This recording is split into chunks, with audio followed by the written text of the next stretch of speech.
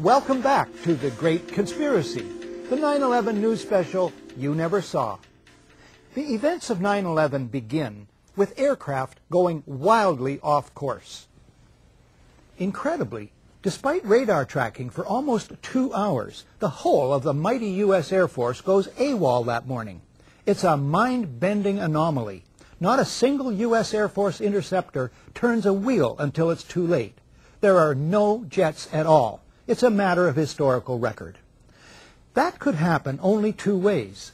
Either it was staggering multiple simultaneous coincidental incompetence at all levels in many agencies defying known laws of averages, a 54 million to 1 chance, which is the 9/11 Commission official story. There's another explanation. The U.S. Air Force is neutralized by design. The evidence indicates this is about a 1-to-1 chance. Standard procedures for dealing with aviation emergencies of all kinds have been in place and have worked for years.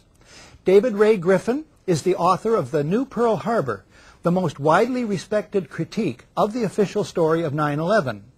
He quotes the Federal Aviation Authority's Aeronautical Information Manual, Official Guide to Basic Flight Information and Air Traffic Control, ATC, procedures. It states, if you are in doubt that a situation constitutes an emergency or potential emergency, handle it as though it were an emergency. As for the military, the guiding document is ACC 113-SAOC, Volume 3, U.S. Air Defense Command and Control Operations. At the top of the first page, it reads, compliance with this order is mandatory.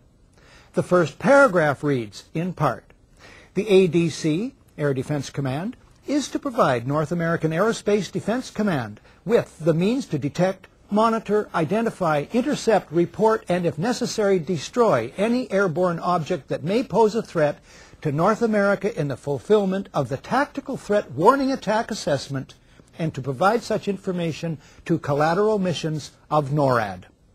Michael Ruppert, a former Los Angeles Police Department detective, was the first major 9/11 skeptic and researcher in the world and remains one of the foremost. He was one of 40 experts on 9/11 who testified at the 6-day International Citizens Inquiry into 9/11, held in Toronto in May of 2004. I helped organize that event.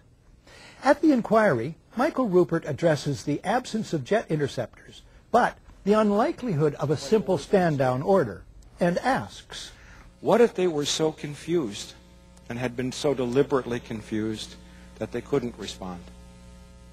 Michael Ruppert is standing by at his office in Sherman Oaks, California. Michael, thanks for this. What is the reason for the failure of U.S. military jets to show up in a timely fashion on 9/11? Well, the simple fact is, Barry, that they didn't know where to go. The reason that they didn't know where to go was because a number of conflicting and overlapping war game exercises were taking place, one of which, Northern Vigilance, had pulled a significant number of North American fighter aircraft into Canada and Western Alaska and Northern Alaska in a mock Cold War hijack exercise. There was another drill, Vigilant Guardian, which was a hijack exercise, a command post exercise, but it involved the insertion of false radar blips onto radar screens in the Northeast Air Defense Sector. In addition, we have a confirmation, thanks to General Richard Myers, who was acting chairman of the Joint Chiefs, who told Richard Clark, as reported in Clark's book, that there was another exercise, Vigilant Warrior, which was, in fact, according to a NORAD source, a live-fly hijack drill being conducted at the same time.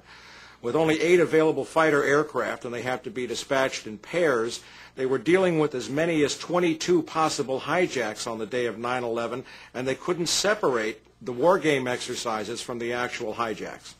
But this was done deliberately, though. Apparently so, and I will be saying that in my forthcoming book, Crossing the Rubicon, 9/11 and the Decline of American Empire at the End of the Age of Oil.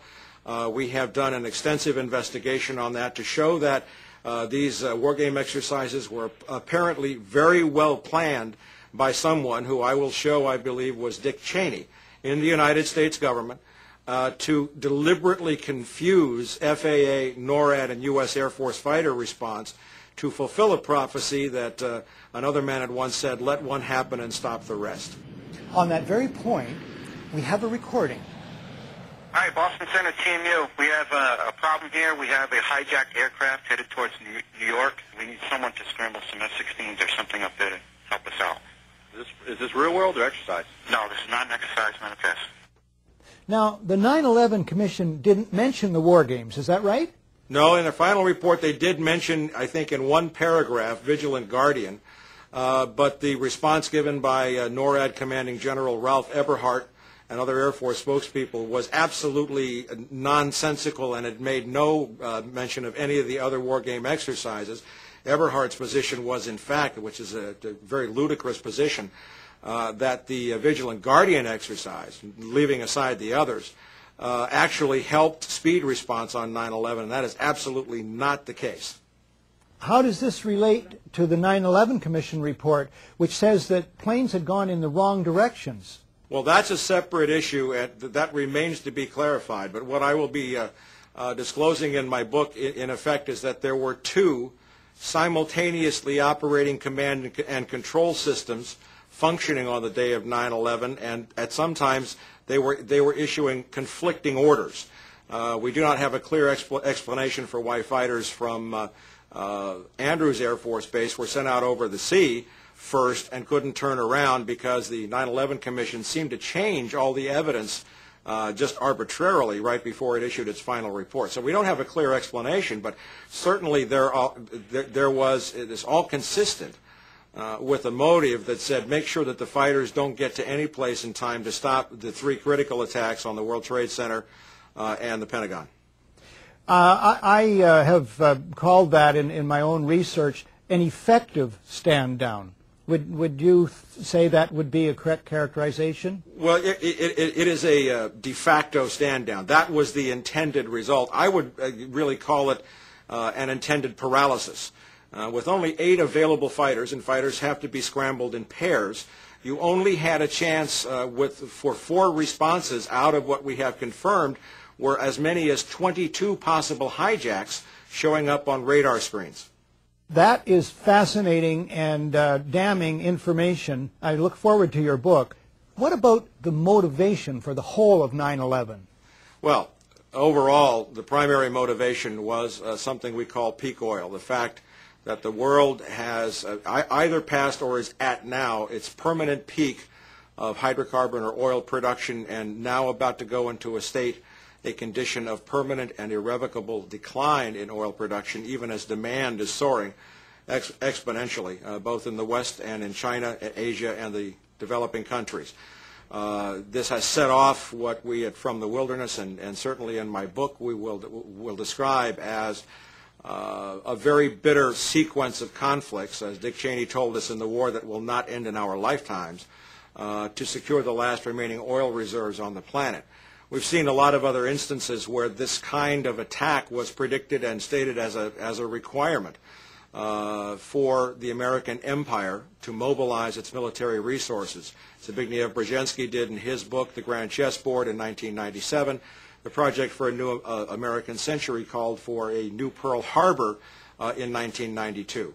So there is, there's a lot of evidence here showing very clearly that this attack was needed. It was planned, and all of the evidence that has been so diligently compiled has just been absolutely ignored by the Keane Commission. And finally, Michael, I certainly, for one, accept your motive of peak oil. What about other motives that could be involved? Well, if you are going to, as Zbigniew Brzezinski wrote, he said some kind of direct external threat, an attack like Pearl Harbor. Basically, he said you have to scare the bejesus out of the American people to get them to support the, quote, imperial mobilization, those were his words, necessary to secure these vital resources in these strategic geopolitical regions on the planet. Without that, the American people would never have gone for it. And, of course, now in late 2004, we are beginning to see that the American people aren't going along with it now either. Michael, thank you for this today. Bye-bye, Barry. Dr. Robert M. Bowman is a veteran of 122 combat missions in Vietnam.